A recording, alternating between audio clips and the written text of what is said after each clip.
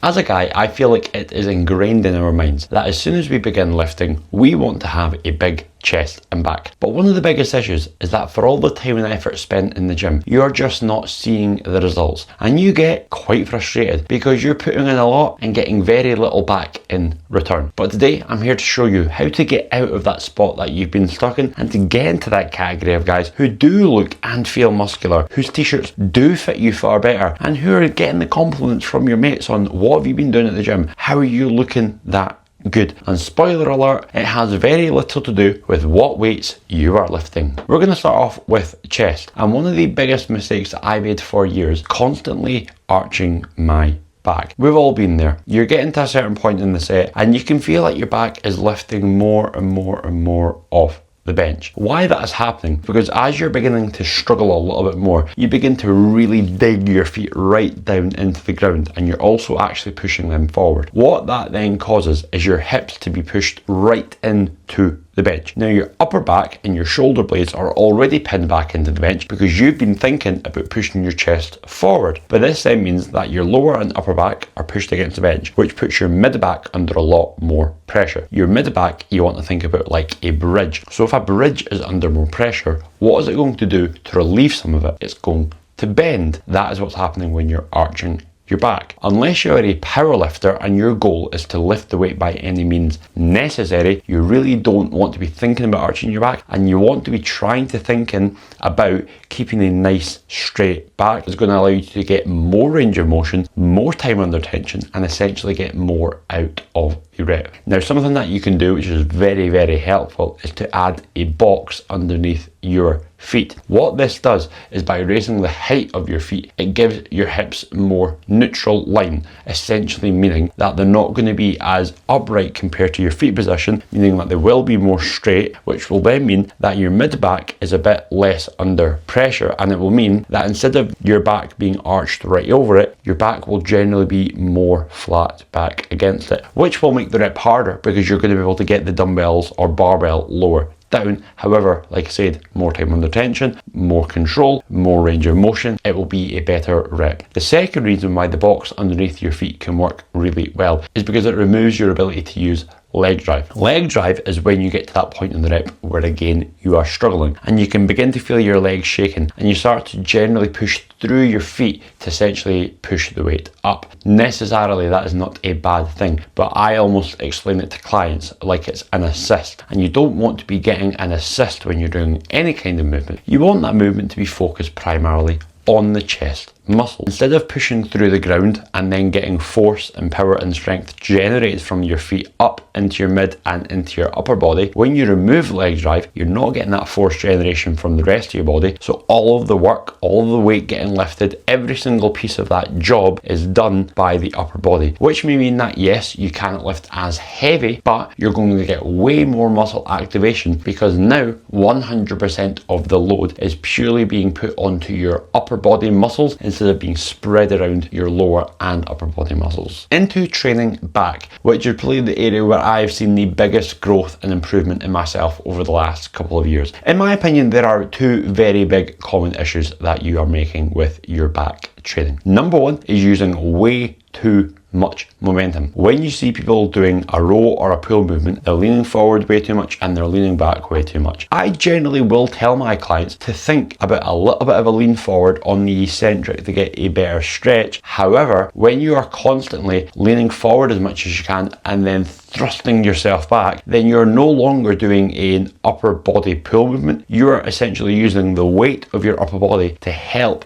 pull that weight back. So what you want to be thinking less about pulling back with your whole body as much as possible, lean forward a little bit, but just come back and lean back ever so slightly. And again, you may find that you can't lift as heavy because now your weight that you're moving is a true reflection of your strength and not the weight of your body. Second thing is just focusing on always squeezing and pinning your shoulder blades together. Now, whenever I was training for the first couple of years, and quite honestly, even when I was coaching for the first couple of years, I always thought that pinning your shoulder blades back together was the thing that you had to do. That's what got the most out of your back. But it's actually not. Because what you will actually notice on this movement, when you focus on pinning your shoulder blades back, you will see this, a lean forwards and then a lean back. Now, what you can see here, there's not really any tension being held because I'm focused on leaning forward and squeezing my shoulder blades back. So what I want you to think about doing the next time you're doing a pull or a row movement is think about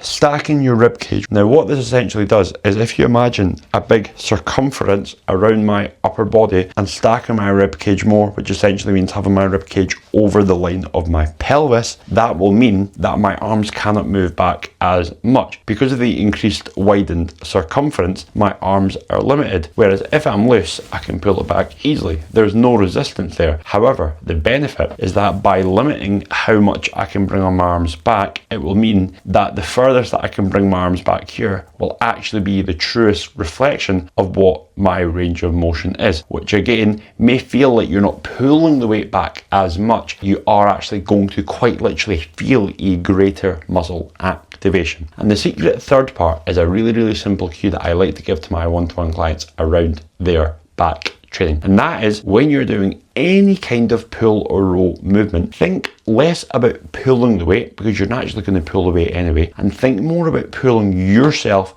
forward. So instead of just thinking about pull, you want to think about pulling yourself in. And when you combine that with step number 2, which was creating a more stacked rib cage and essentially creating more counterforce and tension in your upper body, it will be the best that a pull back row movement has ever felt. Now, if this video is helping you so far, then I would love to let you know about my free resource, which is the Training Improvement Pack, which has got 3 to 4 pre-recorded videos from me covering all things across training, fueling, how to get the most out of your sessions, how to train better, how to see more progress. There is also a pre-created program in there for you with tutorial videos and reps and sets and everything that you need to get going for the next 8 to 10 weeks. It is completely free to download. The link is in my bio or in the description down below. Go get it. It'll be within your email within 30 seconds after you've put in your details. I hope you enjoy. The next thing, which is one of the biggest issues that I see probably in lower training as much as upper, but we're obviously focused on upper, is your eccentric control and the stretch. I'm going to use the example of my client Jared and his lat pull down. Now, when Jared started with me, he'd already been training in June for about 3 to 4 years, so he's very well experienced. But on his first video that he sent over to me, which is what I get all my clients to do, we noticed straight away when he's pulled this weight down, his control of speed on the way up is way too quick and he doesn't really have that control. Now, naturally, on a movement like a lat pull down, 99.9% of people will only think about the pulling part. Get this weight down and then let it go back up. However, that eccentric part of the movement is where you are returning to the start point. On a lat pull down, the eccentric is when you are on your way back up. If I was to ask you to go really slow on the way up, you're going to find it really challenging, because it is requiring more work of your muscles to be able to hold that eccentric for a longer duration of time. So naturally, yes, you're going to use that muscle when you're pulling the weight down, but if you have to go slowly, it's going to be requiring even more when the weight, the bar, the machine, whatever it may be, wants to just yank you back up. Your body doesn't want to be in a state of tension like this. Your body wants to naturally feel comfortable, which means that it just wants to let the weight go back up. So you have to almost fight against your body's natural instinct and the weight of the machine or the barbell or the dumbbell or the cable or whatever it may be, which is why if you're able to control that eccentric better, like I got my client Jared to start doing, then you will, across the board on all different kinds of movements, get more muscle activation, more time under tension, and you will see better muscle growth. So this could be on a pull movement when you're on the way back up. This could be on a chest press movement when you're on your way back to the start of the machine. It can, like I said, also be incorporated into lower body movements, but we're just focused on upper for just now. Next up is a very obvious one, and I'm sure you've probably heard of this already, but it has to be said. As always, it is training to failure. One of the biggest mistakes that I made for a long time when I started training, until to this day is one of the biggest mistakes across the board with people training, is that they stop as soon as the weight gets hard, or they begin to feel sore, or they begin to feel the burn, or they think that they've given that rep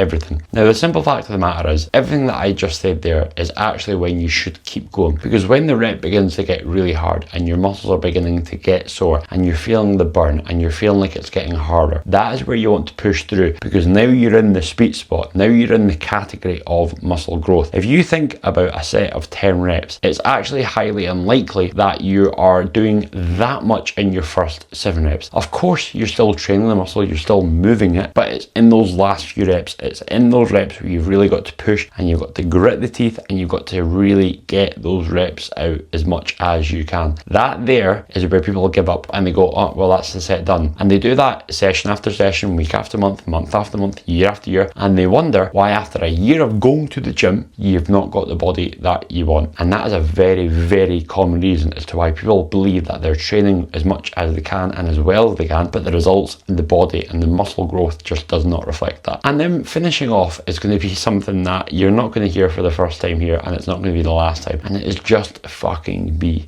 consistent. I know that I said that one of the biggest issues that people are going time after time and they're not seeing the results, but the other big issue is that people aren't going time after time. They're going for a few sessions here and there, and then they give up for a few weeks or a few months, and they'll go 3 times one week, once next week, 4 times the next week. And look, life is life. We're grown adults here. You're going to have stuff on. However, you want to, as much as you can, have some level of consistency. Now, if that is 2 gym sessions per week, if you're making sure that those 2 gym sessions are high quality, training to failure, doing all the things that we've spoken about in this video so far, you're going to see a lot more consistent muscle growth than somebody who goes 1 session 1 week, 4 times the next week, nothing for the next 3 weeks, and when they go to the gym, they are just lifting as much as humanly possible, not really thinking about the control and the quality of their reps. So, with everything that I've said in this video, put it into one ball and just use that ball consistently. And I hope that you've taken a lot away from this video. It is the most frustrating thing in the world when you just want to fucking grow some muscle and you feel like you're putting in all the effort and not getting the rewards and the results that you want. And I promise you that what we've covered in this video today, if you start incorporating that into your training over the next 3, 6, 9, 12, 18, 24 months, your muscle growth and general physique is going to blow the fuck up. Have a fantastic rest of your day, and I will see you later on.